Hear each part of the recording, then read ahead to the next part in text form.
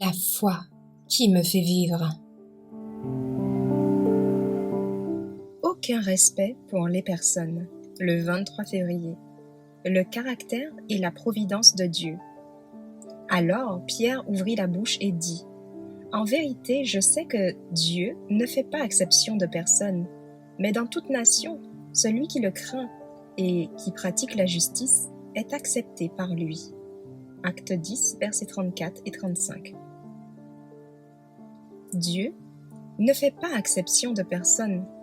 Ceux qui ont la lumière et ne la suivent pas, mais ne tiennent pas compte des exigences de Dieu, trouveront que leurs bénédictions seront changées en malédictions et leur miséricorde en jugement. Dieu ne considère pas tous les péchés comme étant d'égale importance.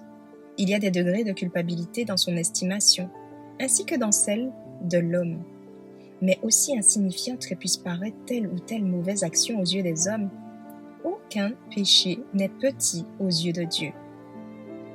Le jugement de l'homme est partiel, imparfait, mais Dieu estime toutes choses telles qu'elles sont réellement.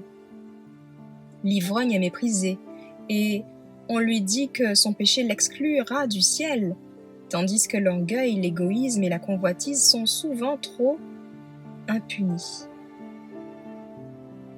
Mais ces péchés sont particulièrement offensants pour Dieu, car ils sont contraires à la bienveillance de son caractère, à cet amour désintéressé qui est l'atmosphère même de l'univers non déchu. Le caractère excessif du péché ne peut être évalué qu'à la lumière de la croix. Lorsque les hommes affirment que Dieu est trop bon pour rejeter le pécheur, qu'ils regardent le calvaire,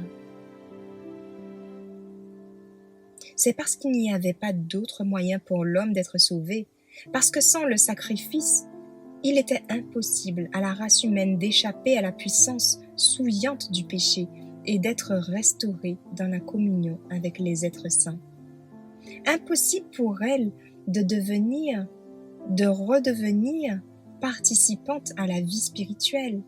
C'est pour cette raison que le Christ a pris sur lui la culpabilité des désobéissants et a souffert à la place du pécheur.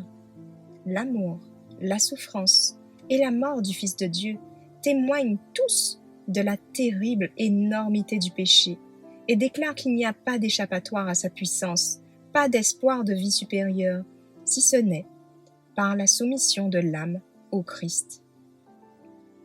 Que l'âme s'élève des bas-fonds du péché pour contempler le Dieu de toute bonté, de toute miséricorde et de tout amour, mais qui ne blanchira en aucune façon les coupables.